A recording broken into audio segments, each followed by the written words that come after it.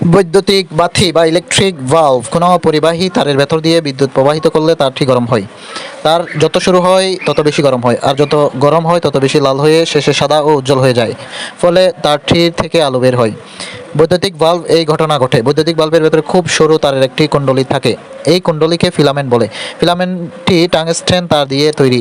এর গলনাঙ্ক অত্যন্ত বেশি, প্রায় 3410 ডিগ্রি সেলসিয়াস, ফলে অধিক তাপে এটি জারিত হয় না। বৈদ্যুতিক বাল্বটি সম্পূর্ণরূপে বায়ুশূন্য থাকে, তবে সামান্য পরিমাণে নাইট্রোজেন বা নিষ্ক্রিয় গ্যাস আর্গন থাকে। নাইট্রোজেনের গ্যাস সাধারণ বৈদ্যুতিক বাল্বের ভেতরে এবং নিয়ন, আর্গন প্রভৃতি নিষ্ক্রিয় গ্যাস টিউব লাইটে ব্যবহৃত হয়। মার্কিন বিজ্ঞানী টমাস আলভা এডিসন 1879 সালে সর্বপ্রথম বৈদ্যুতিক বাতি আবিষ্কার করেন। বিওটি বা বোর্ড অফ রেড ইউনিট বিদ্যুৎ শক্তির বাণিজ্যিক একক হচ্ছে কিলোওয়াট ঘন্টা। 1 কিলোওয়াট ক্ষমতা সম্পন্ন কোনো বৈদ্যুতিক যন্ত্র 1 ঘন্টা কাজ করলে যে পরিমাণ বিদ্যুৎ শক্তি খরচ হয় তাকে 1 কিলোওয়াট ঘন্টা বলে। সারা বিশ্বের বিদ্যুৎ ব্যবহারকারী সংস্থাগুলো এই একক ব্যবহার করে বিদ্যুৎ বিল প্রণয়ন করে। এই এককে বোর্ড অফ ট্রেড ইউনিট বা সংক্ষেপে শুধু ইউনিট বলে, অর্থাৎ 1 কিলোওয়াট ঘন্টাকে 1 ইউনিট ধরা হয়। 1 ইউনিট সমান 1 কিলোওয়াট মাইনাস ঘন্টা সমান 3600 কিলোজুল সমান 100 ওয়াট মাইনাস ঘন্টা সমান 3.6 গুণ 10 সমান জুল, অর্থাৎ বিদ্যুৎ বিল কিলোওয়াট ঘন্টা বা বিওটি এককে হিসাব করা হয়। সার্কিট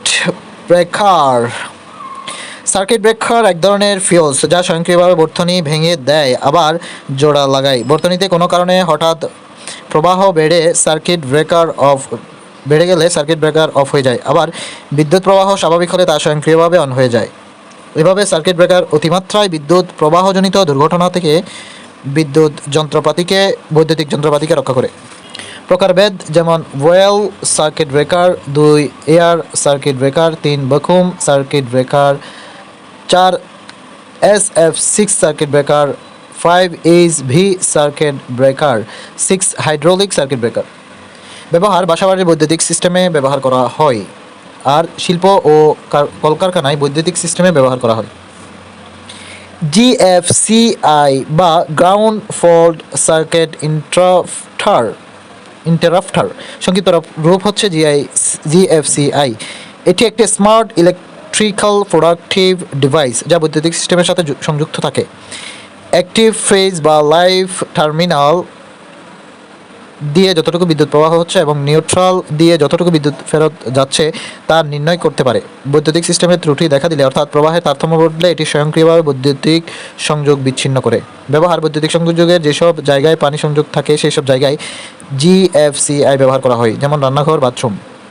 বৈদ্যুতিক নিরাপত্তা ফিউজ: বৈদ্যুতিক মেইন লাইনের সঙ্গে চীনামাটির ফিল হোল্ডারে একটি সরু এবং কম গলনাঙ্কের সংকর ধাতু তার যুক্ত থাকে। এতে নিরাপত্তা ফিউজ বা ফিউজ তার বলে।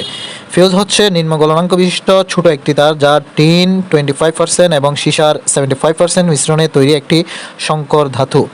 তাই একটি নির্দিষ্ট মাত্রার অধিক তড়িৎ প্রবাহ হলে ফিউজ তারে যেই তাপ উৎপন্ন হয় সেই তাপে ফিউজ তার গলে গিয়ে লাইনে সংযোগ বিচ্ছিন্ন হয়, ফলে বর্তনীতে তড়িৎ প্রবাহ বন্ধ হয়ে যায় এবং লাইনে আগুন ধরার সম্ভাবনা থাকে না।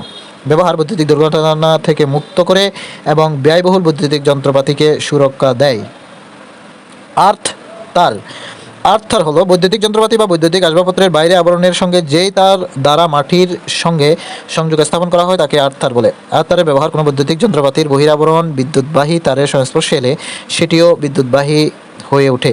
এভাবে যন্ত্রপাতির উপর দিয়ে বিদ্যুৎ প্রবাহিত হতে থাকলে যন্ত্রপাতিতে আগুন ধরে যেতে পারে। এমনকি কোনো ব্যক্তি বা প্রাণী ওই বিদ্যুৎবাহী বস্তুকে স্পর্শ করলে তড়িতাহিত হয়। লিকেজ কারেন্ট বা ওভার ভোল্টেজ জনিত কারণে এইসব ধাতব পদার্থের আবরণের মধ্যে প্রবাহিত বিদ্যুৎ যাতে কোনো বিপদ না ঘটিয়ে খুব সহজে মাটির মধ্য দিয়ে প্রবাহিত হতে পারে, সেজন্য ওয়ারিং এবং যন্ত্রপাতির বাইরের আবরণকে উপযুক্ত পরিবাহী তার দ্বারা মাটির সঙ্গে সংযুক্ত বা আর্থ করতে হয়।